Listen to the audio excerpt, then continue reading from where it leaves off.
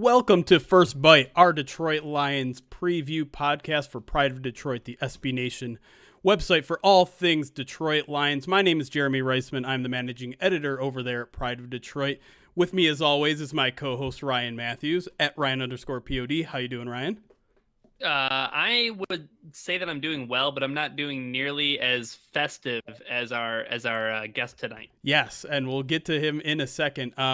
This is our preview podcast where we normally preview the upcoming matchup between the Lions and their next opponent. But seeing as the Lions are 4-7, seeing as everything has already been blown up, it's time to preview the offseason. And so we are going to preview the offseason first with our favorite head coaching candidate.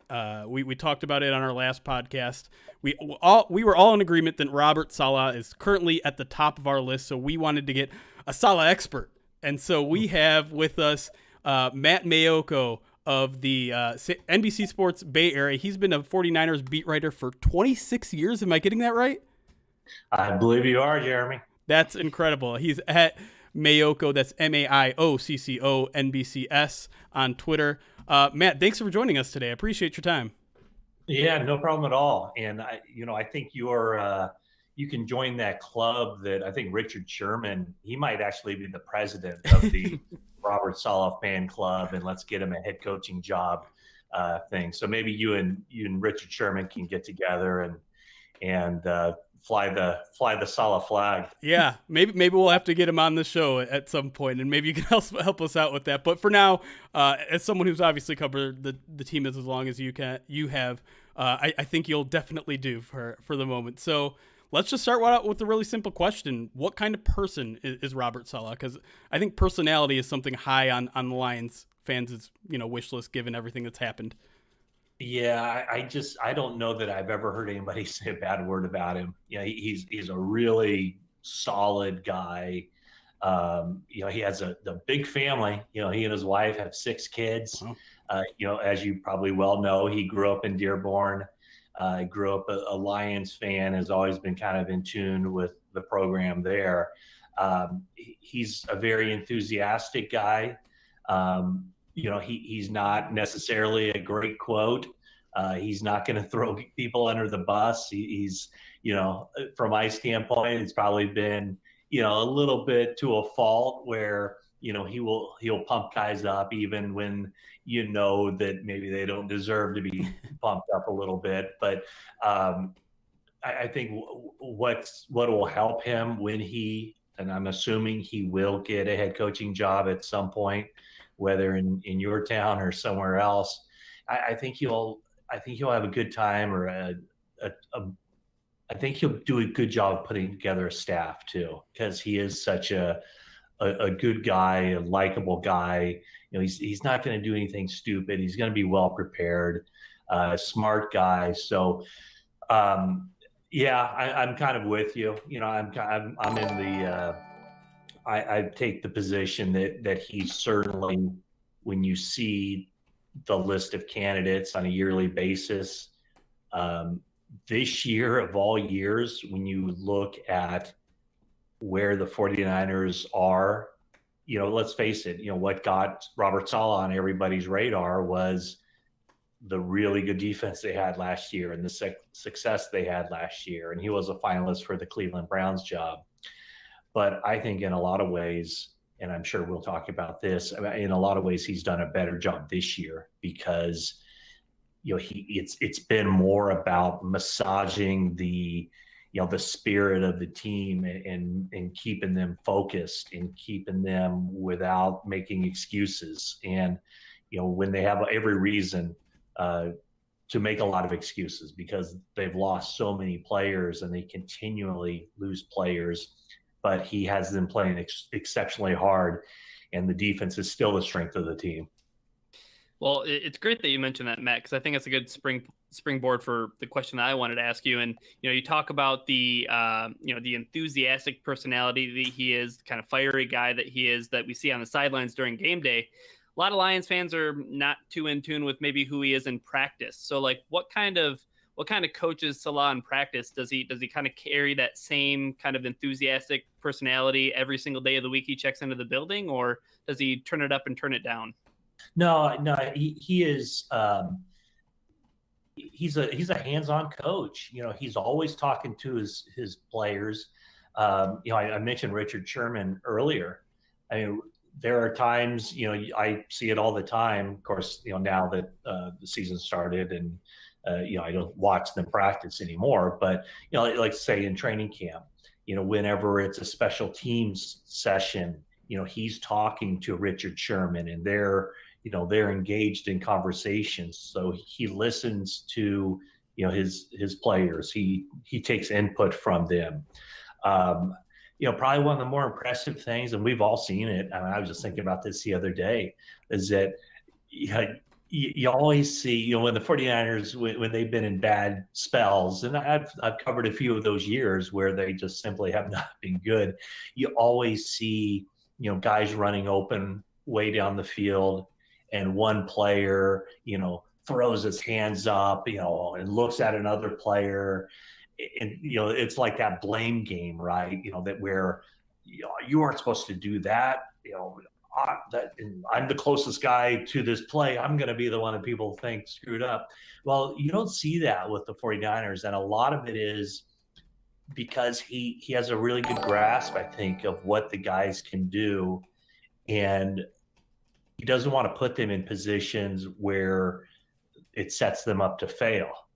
So you don't see those mental breakdowns from the 49ers very often. And, I think that something that he's thought about or he's kind of wrestled with in the past is, it's been a pretty basic defense. The Seattle defense that he's implemented here is a pretty basic defense, and they don't do a whole lot of things. But, this year they have started doing stuff more. I think he kind of basically gives them enough, has them well prepared, but gives them enough where he's confident, and more importantly, they're confident that he's not giving them too much and they can play fast. His thing is, he talks about extreme violence. He wants his guys to play violently. It's kind of, when he first started saying that, I was like, geez, I don't know about extreme violence. That's not exactly a great PC term to be using in this day and age, but his guys play hard, and they play hard for him, and they buy in, and that's why you hear a guy like Richard Sherman. And I'm sure if I talk to how many ever guys are on the defensive unit, 26, 27 guys, how many ever are on that roster, I don't think, and even if you gave them truth serum and said, you can tell me, I won't tell anybody else, I would guarantee you that all those guys would speak highly of him and support him and think that he should be a head coach. Well, you just kind of touched on it there a little bit, the whole play fast, play violent. But in terms of maybe more schematically, what would you describe Saleh's kind of defensive philosophy to be? Yeah, it is the Seattle scheme, and it's not a whole lot of smoke and mirrors. It's been cover three. You don't necessarily blitz a whole lot. Now, you need players to do that, because the 49ers defense in 2017 and 2018 looked a whole lot different than it did in 2019. So, you gotta, I don't know who would come in as the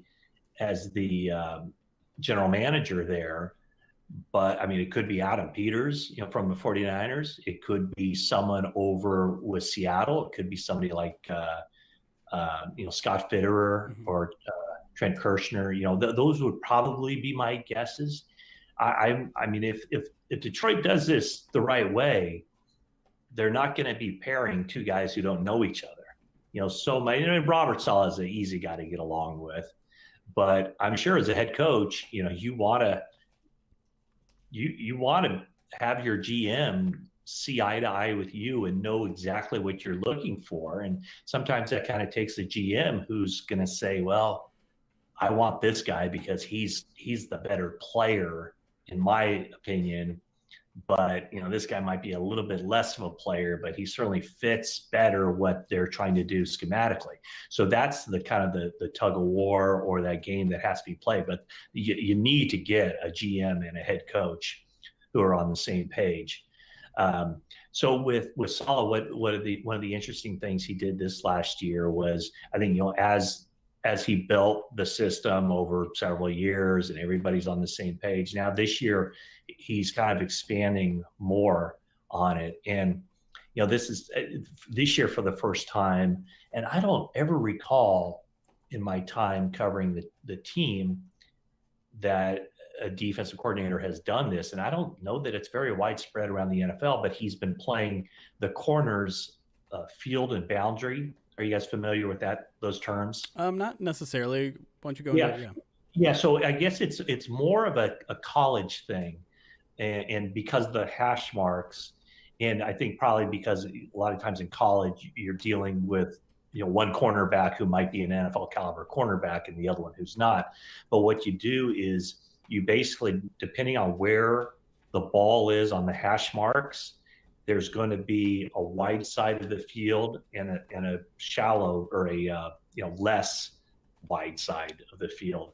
And you put your better cover guy on the wide side of the field and basically giving him more responsibility, more territory to cover, more, in essence, more routes to cover.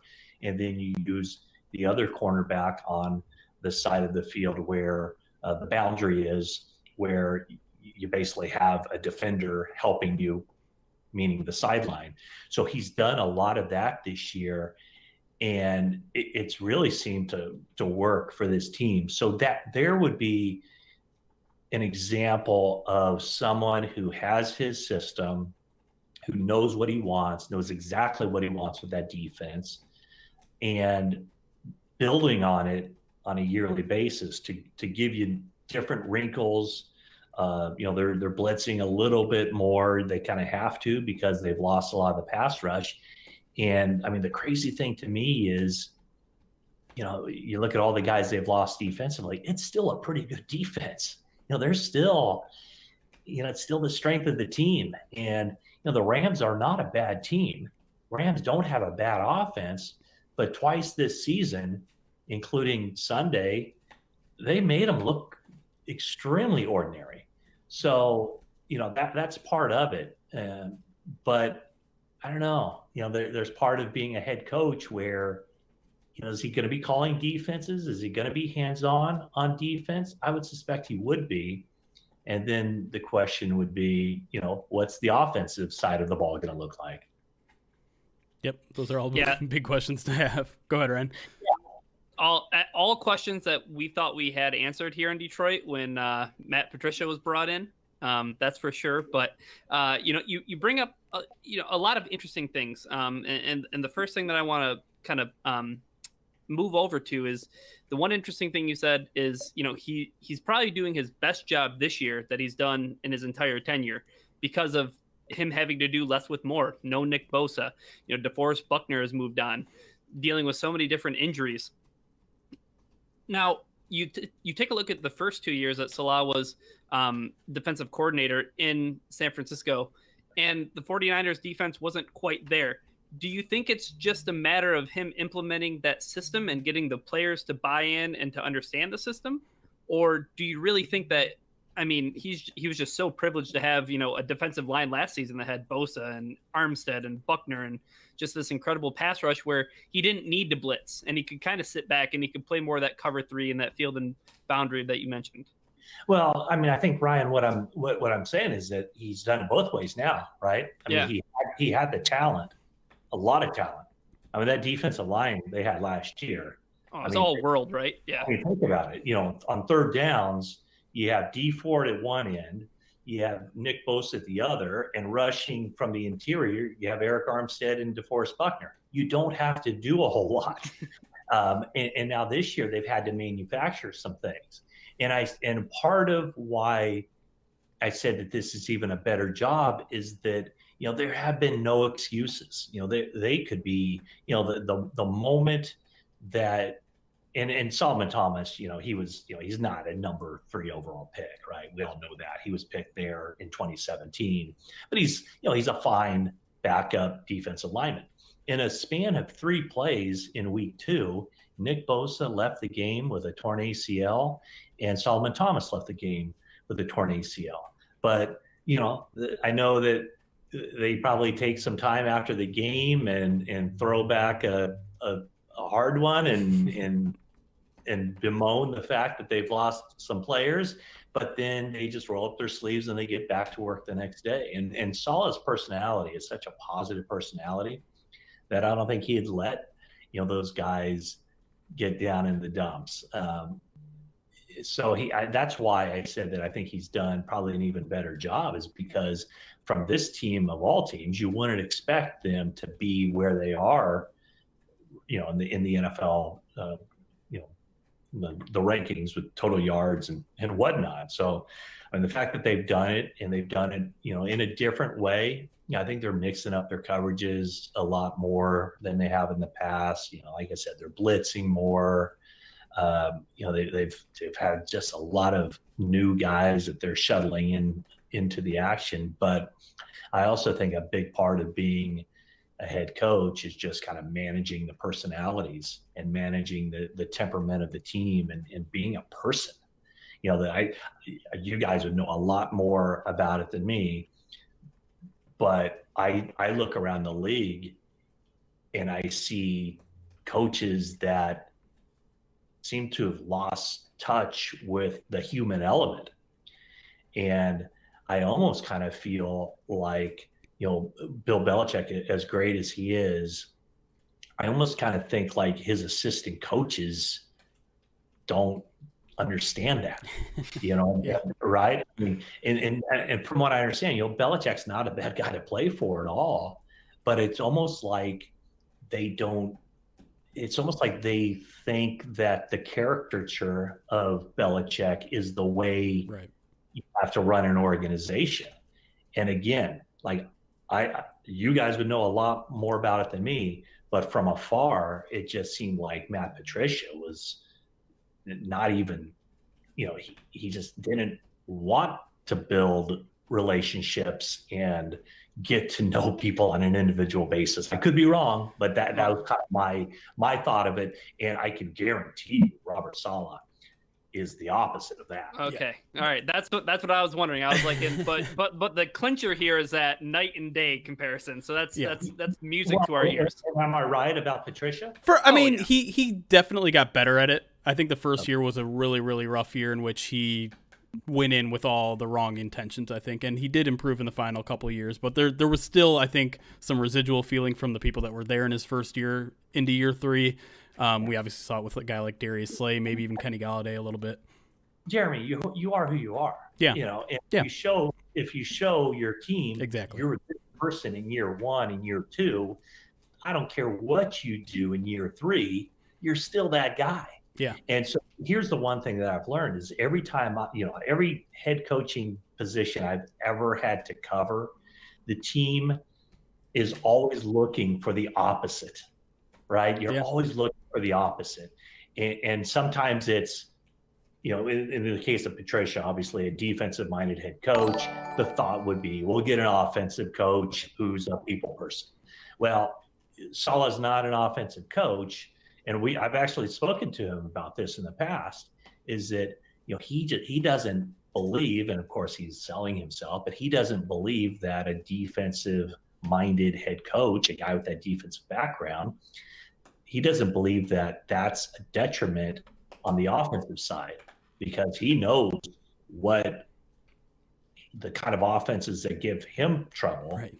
Now it's implementing, getting the guy from the system and having a line of succession. And I think everywhere you look at the teams that have had success in the NFL, sustained, prolonged success. Do you even know who the offensive coordinators are? I can't even tell you who Pete Carroll's offensive coordinator is. And I never can. But I know one thing: they run a similar system, every year. Doesn't matter who. They're always going to be good. And, Belichick, there was some time, obviously it's been Josh McDaniels for a long time, but, it's like you have your system, you have your beliefs, and you have a line of succession, because I guarantee you one thing: if the Detroit Lions are winning under Robert Saleh, someone's going to hire his offensive coordinator. And then I bet he's already thinking, I know he has a big binder of information, and he has the list of this is who I want to be my position coaches. And if I can't get him, here's number 2, number 3, number 4. I guarantee you he already has a list of, geez, probably a dozen offensive coordinators. I'm just making that up, but I bet he does. I mean, you touched on so many things there that I'd like to expand more upon, but just, kind of to recap, the fact that he's been adaptable in this year is something that I think Lions fans are going to find very appealing, considering the Lions have not been very adaptable with their defense and their current lack of talent. The leadership obviously is huge. We just kind of covered it all. Matt Patricia, not a very good job at that. Have a guy like Saleh is huge. The last thing I want to touch about before we go to our first break is the Detroit connection. Obviously, you mentioned he grew up in Dearborn. I think everyone in Lions land knows now that there's that local connection. Is that something that you hear him talk about a lot? Is that something that he brings up, whether it's his Lions fandom or his family back there? Yeah, I mean, yeah, I've definitely talked to him about his family. I mean, that's the big part of him in that community he grew up. And I also know that after the 2018 season, I wasn't necessarily expecting any changes to the coaching staff, and I don't think he knew Chris Kocurek, but knew of him because he followed the Lions. Yeah, and I think in watching Chris Kocurek's defensive line, I think he always felt like, man, that's somebody I want on my staff. And when he became available after the 2018 season, the 49ers weren't expected to make a change on their coaching staff, but they did to go get him. So he definitely has his finger on the pulse of what's happening with the Detroit Lions and that area. And, his family is still there. All right. That's Matt Maiocco. We're going to come right back, talk more with Matt about Robert Saleh. We're going to get into your questions. So if you're watching us live, be sure to throw some questions there in the chat, and we will be right back on our preview podcast, the off-season preview podcast. We'll be right back. All right, really quick to the people watching live. We just got a bunch of subscriptions on YouTube. Ahmad Kelly, Jarrell Repress, Jason Walter, T. Bostador with the 6-month subscription on Twitch. Thank you guys for watching. Thank you guys for all your support. Troy Barnes wants us to know that Brian Schottenheimer is the Seahawks offensive coordinator. Really, I don't care who is hired as long as Lions have an aggressive defense. We'll get into more a little bit about that in a minute. Saleh might be the guy. Leader raised in Dearborn, a player's coach. I'm almost sold. Yeah, I think a lot of people are starting to really lead into that. And yeah, some Kerry Hyder talk in the chat as well. Former Lion, of course. He's got 7.5 sacks. That's kind of crazy so far. What do you thought? I think that's a really good example, and we're not back into the second segment yet, but we can kind of chit chat in between segments. Sure. Getting a lot out of Kerry Hyder. Is he someone you kind of expected to produce how he is so far? Yeah. Did you? No. I mean, he had one like really good year, and then it was just like they stopped using him. And so here's the thing: I love the guy. And I didn't know much about him at all. I knew he had the one good year in Detroit, and he'd had some injuries, but Saleh completely took Chris Kocurek's lead. Oh yeah, that's what I figured. Yeah. Kocurek was talking him up, and in fact, there's a guy who hasn't played at all this year on the 49ers. He sustained an ACL tear last year. His name's Ronald Blair, and Saleh admittedly loves Ronald Blair. Just loves his versatility, loves his mindset, loves his motor. Just really admires the way he plays. And so one of the early things that Saleh said within the first week of training camp was, hey, you guys know how much or how highly I think of Ronald Blair and how much I love him. Well, Kocurek has his guy too. It's Kerry Hyder. And at that point, it was kind of funny because you know how you do the mock, the 53-man projections. And I always had Kerry Hyder kind of on the outside looking in. And as soon as he said that, I was like, oh, he's going to be on the He's in. Oh, look at the guy. I don't know where this defense would be without him. 7.5 sacks and probably playing more than he ever has. I mean, he's playing, he's got to be playing, 80% of the snaps, 75% of the snaps, and just doing a really good job. And so, that's the thing with Saleh. And, if you play hard, if obviously you need the talent, but if you play hard, if you study, if you don't do stupid stuff, if you're reliable, I think reliable and there's accountability there, that's how you win Robert Saleh's heart. Yeah. All right. We got some questions coming in the chat. We'll hold them off until we start our new segment. Are you ready to go, Matt? I'm ready. Ryan, you good? Yeah, I just have one last Kerry Hyder thing that Matt may not know, but sure. Kerry Hyder, when he first came to Detroit, he actually got a personal foul penalty and got ejected from a preseason game, and the fine was going to cost more than he was going to earn. Yeah. And he wasn't a roster lock at that point, but then he ends up making the roster, and he has like this great season with Detroit. And then the following season, unfortunately, I think it was the first preseason game against the Colts is when he tore his ACL with the Lions, and then he had to sit out. But that's my favorite Kerry Hyder story. Well, and I tell you what, I mean, here's a thing where, the 49ers are up against the cap, right? Mm-hmm. And so, and he just signed a 1-year deal with the 49ers. So if Robert Saleh gets a head coaching job somewhere, I would not be surprised. Ryder's not an old guy. He's still, as long as he can stay healthy, he still has a few years left in him. Wouldn't it surprise me to see a guy like that, come with Robert Saleh wherever he goes. And I think there'll be a few guys, who will want to be part of the program wherever Robert Saleh is building it. Is Richard Sherman one of those? I know his contract's ending. Well, and I also, correct me if I'm wrong, I believe the Detroit Lions were one of the teams that went after him in free agency. Oh, yeah. Yep. In 2018, so my answer to that is 100%. There's a don't get me wrong, not 100%. I got you. But 100% chance that conversation will take place. Gotcha. All right, let's. I'm going to give it a quick little break here so that we know where to edit, and we'll get right back into it.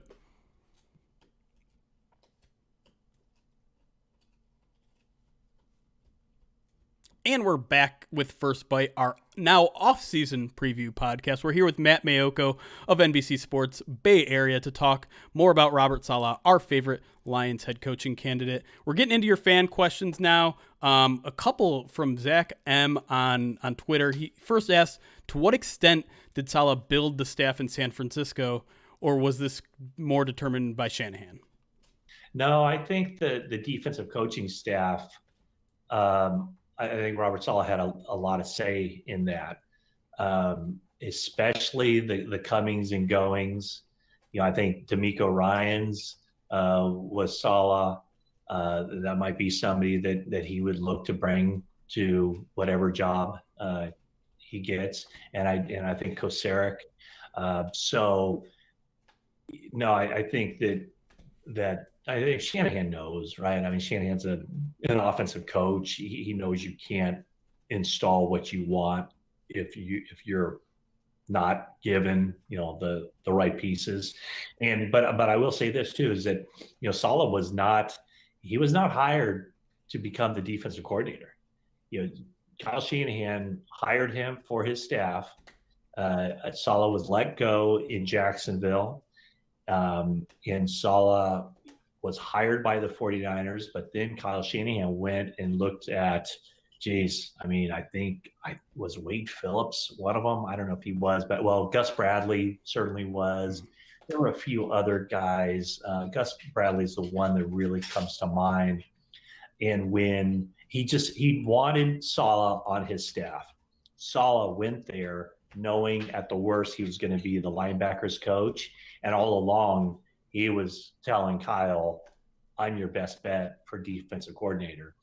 And what happened the first couple of years, I mean, there are a lot of questions early on about, is he going to remain the defensive coordinator? Is he going to be fired? Does Kyle Shanahan have to get somebody else? And Kyle Shanahan was steadfast in his commitment to Saleh, and people would say, well, what do you see in him? Well, why do you keep him as the defensive coordinator? And he was like, because I know him, I know how he prepares. I know the job he's doing. Us in the media, we're not privy to everything. But with Kyle Shanahan, Kyle's pretty hard headed. If he didn't like the way the defense was being run, he would let the world know.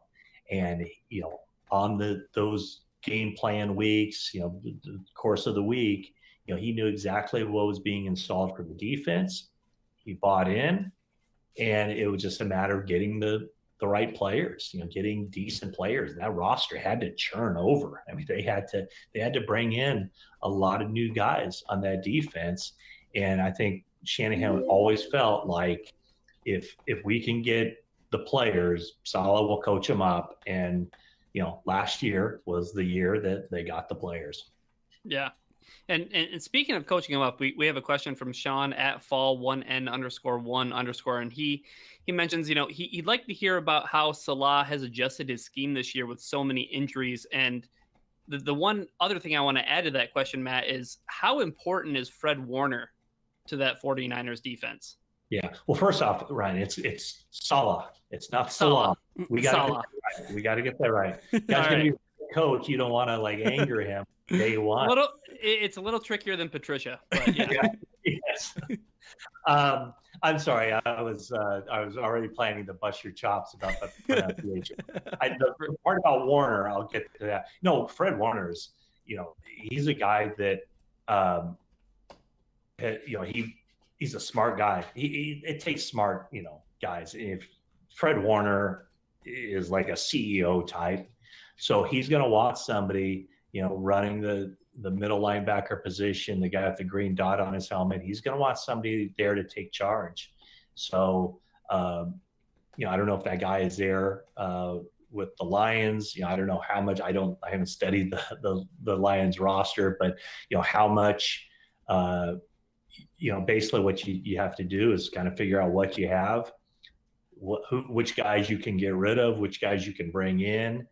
And it's not a 1-year thing. It will take a couple of years to get it the way you want to do it, because there's just some contracts you can't get rid of, some players that you want you can't get, but maybe you can next year. So it's a process, but certainly the middle linebacker position is a big one, as is the free safety position is a big one.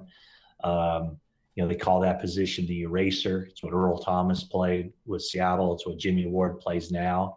And the 49ers, have made a commitment the last couple of years to bring Jimmy Ward back and keep him around, because, they consider him a really good fit for what they're doing. And what was the first part of that, Ryan? Well, the first part of the question was just, what has he been able to do with, adjusting his scheme? You talked about his adaptability, but specifically this year with so many injuries, has he? You said he's not much of a coach who blitzes a whole lot, but has he changed that a bit this year? Yeah, a little bit. I don't know the numbers, but I would suspect the blitz numbers are up. Like you said, they're disguising more stuff. They're not just cover 3. They're doing that boundary and field with the corners. So there are wrinkles. But ultimately, I think his principles are to have everybody on the same page. You can't have 9 guys playing one way and 2 guys playing another way. They all have to be on the same page. Take as much off their plate as possible and just allow them to go play fast and physical. I'm going to combine a couple questions here, because we talked a little bit about him potentially building a staff, and you mentioned he did that a little bit in San Francisco. I think a lot of people are interested in what he could bring offensively, because you look at Kyle Shanahan's offense and I think a lot of people are like, yeah, I'd love that. So do you think he has the capabilities of pulling, a couple of people in our chat say like a guy like Mike McDaniel, Mike LaFleur? Do you think it's possible that he could potentially bring in a good staff to Detroit if need be? I do, yeah. I think that, now with the way the NFL put in that rule, it used to be if a coach was under contract, even a position coach under contract, the team could block him from becoming a coordinator. That's different this year. And even coordinator and title who don't have coordinator responsibilities cannot be blocked. So I'll give you the one name that I would think would be his offensive coordinator is Mike LaFleur. Matt LaFleur, the head coach of the Packers, Green Bay Packers, is Robert Saleh's best friend. They were in each other's wedding. They basically, they coached together at Central Michigan. They're really good friends. And I think Robert Saleh brought LaFleur into the NFL. I think from the Central Michigan days. Yeah, I think Saleh went to the Houston Texans, and LaFleur came in, and then the whole Kyle Shanahan. Well, that's when Kyle Shanahan, first met Matt LaFleur, and then later Mike LaFleur came aboard. And so my guess is that Saleh would want to have Mike LaFleur as his offensive coordinator. And basically you'd have a San Francisco, Northern Midwest, you'd have the 49. Well, it would be basically, the Seattle Seahawks defense and the Kyle Shanahan offense. I'd take that. Yeah, I'm interested in something like that coming to Detroit for sure. Yeah, and I think that I know Kyle Shanahan got a delivery dropped off here at the house. No worries. Dogs are common guests here. We're a pet-friendly podcast here. Yeah. And then it's a matter of just the line of succession, right? Like who else could he bring? Generally some entry-level coaches. I would think that it would be obviously guys that he'd worked with in the past. And I think it would probably be a young, vibrant coaching staff, high energy. It's so funny now that it used to be I'd go to the NFL scouting combine and you'd see all these crusty old coaches and same faces every year, just the weathered skin and everything else. And it'd even go, for the personnel departments too. And now you see these like bookworm types, young guys who, look like they're fresh out of high school. And so, it's kind of the new wave, and Mike LaFleur, Mike LaFleur and Mike McDaniel kind of fit that mold. But LaFleur's going to be a head coach in the NFL someday. Yeah, he's just kind of has that feel about him. He's a bright guy, and I think he's ready to call plays. So I think I'd be a little bit surprised if he's not the offensive coordinator wherever Robert Saleh ends up. All right, I think we got a couple more questions before we head out. At Finchy on Twitter asks, basically, he just wants someone who's aggressive and not, as he says, conservative as hell. Obviously, you don't know. You probably can't know for sure, but if the line, if he's a head coach, he's faced with a lot of fourth and everyone's obsessed with these like 4th and 1 situations. Is he the kind of guy that's gonna line up and say go for it every time, or is he, is he more of a conservative approach kind of guy? I mean, he's pragmatic. He's not going to do anything stupid. But my guess is, as my dog is climbing up on my microphone here, my guess is that he's also the kind of guy who, what does he call it? He says that sometimes he blacks out, meaning he gets so excited on the sideline and he's, jumping around and doing stuff that he kind of almost loses, control. Now, obviously, that's not a great thing for a head coach in the NFL. Right. And obviously he's exaggerating, but I think that he probably would be the kind of guy that says, you guys want to go for it? Then let's go. He's not going to do that every time, 4th and 6 at the 50-yard line in the second quarter. He's not going to do that. But I think that he will create kind of a buy-in and an accountability where he's going to give those guys more often than not. He's going to say, if you guys want to do it, do it. And then what happens then is, there's that buy-in that if it fails, Robert will, I guarantee you, in the media sessions, he will take 100% of the blame for it. But meanwhile, the players will take 100% of the blame for it because they're the ones who wanted to do it. So I think that that's where, like, that personal relationship, being a guy that guys want to play for, I think that's where that could really help him out. That's Mike Maiocco from the NBC Sports area. Awesome job. Before we let you go, I have to ask one non-Saleh question. Sure. As you are a Hall of Fame voter, we're coming up to Calvin Johnson's eligibility. A tough one. Is Calvin Johnson a first balloter? I have to put your feet to the coals here. I don't know. I don't know where. Honestly, I don't know where I'll go with that. We're at, or I just voted for the final 15, which is the 15 guys who will get in the room. It's going to be tough. I mean, I can't speak for everybody because I'm always surprised. But when I left that room last year, I kind of felt like it was either going to be John Lynch or Steve Atwater, and it was Atwater. So you've heard maybe some voters talk about the queue. How if a guy waits so long, you need to kind of get him to the front line before everybody passes him up. I will go in with a very open mind, and I'm really interested to hear that conversation. I mean, there's no doubt that Calvin Johnson's a Hall of Famer, but with the draft class as it's currently comprised, will I personally come up with 5 guys who I think for this particular year should be in ahead of him? I can't answer that for sure, but I think it's borderline. I can't tell you for sure I'm going to vote for him in that final 5, but at the same point, I'm not going to tell you that absolutely not. I think he's, I look at it from this way too, is that I'm looking at the linebackers. If Patrick Willis makes it to the 15, I'll be talking about him. I mean, it's kind of these supernova guys. And Tony Baselli was a supernova, right? I mean, just burn really bright. Yep. Awesome, right? Awesome for a short period of time, but awesome.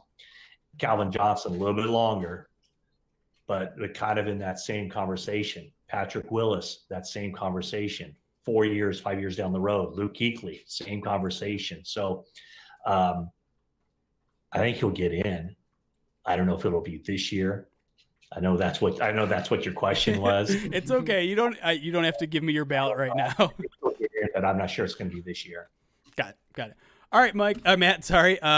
Before we go, let me give you the floor to tell everyone where they can find you, what sort of stuff that you can offer, and maybe if you've got anything specifically Saleh related that they could read. Yeah. You know what? If you probably do a Google search for 49ers Talk, that's my podcast, 49ers Talk. I work for NBC Sports Bay Area. You can read my stuff at NBCSportsBayArea.com. But if you do Google 49ers Talk, just type in 49ers Talk Robert Saleh, and my podcast with him should show up. It was a couple of years ago now. Kind of a get to know you kind of thing. And I mean, it's an interesting story. He was kind of miserable in a Wall Street job, and a banking type of job, and just didn't, wanted to follow his passion. His passion was football. And, certainly he's happy he went that direction. The 49ers are happy he went that direction. And who knows, maybe a year from now, the Detroit Lions will be happy. Again, that's Matt Maiocco at Maiocco NBCS on Twitter. Thanks again for joining us. That's some great information. And thank you all for listening. We will be back on Sunday after the Lions-Bears games to give you a full breakdown of that and talk more about what's ahead for this Detroit Lions team. But until then, it's chaos. Be kind. All right. We are still live, but you are free to go, Matt. Thank you again. That was amazing. Appreciate your insight. Thanks for thinking of me and having me on, and wish you all best and stay in touch. Yeah, absolutely. I mean, take care. if the Have hire a goes our great way, holiday. if the hire goes our way, we might hear from you again. Okay, that's a deal. All right, sounds good, man. All right, chat. I think we're probably not going to hang around too long. You got to go, Ryan, or anything? I'm going to bounce. All right. It's time to eat dinner. Well, then we'll probably just say goodbye. Salah. I think I told you wrong, to be honest. I think I threw you under the bus there before we went. It's Salah. That's Salah. Are we going to be previewing a different coach each week? That is the current plans, Troy. So I think next week we'll probably aim for an Eric Bieniemy expert. Hopefully we'll get his last name correct. But yeah, Eric the enemy. And Uncle Indigo, yes, we will still be doing Madden Sims on Saturday. I was just kind of saying that for the podcast. We won't be on the podcast platform until Sunday.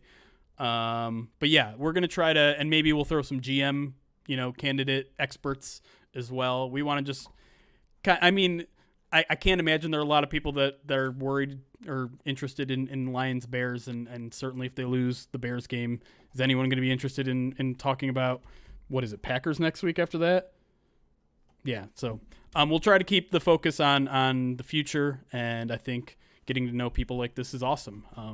I think that was a really good interview, and I can't say it helped curb my Salah addiction right now. I think I'm very much in that boat right now, and I think a lot of people will be after listening to this as well. So anyways, I think that's going to do it, guys. Thank you for watching on YouTube. Thank you for watching on Twitch. Thank you for all the subs we got on YouTube today. It looks like we got about 10 or 12 just during this podcast alone. So appreciate you helping us grow over there. That's obviously something we're working towards doing. And our Twitch audience is always amazing as well. So you don't need me saying it again. You guys are amazing. I didn't miss anything, did I? Didn't miss any subs? I don't think I did. All right. So we will see you guys Saturday for the Madden Sim and then Sunday after the game. Have a good night, everybody.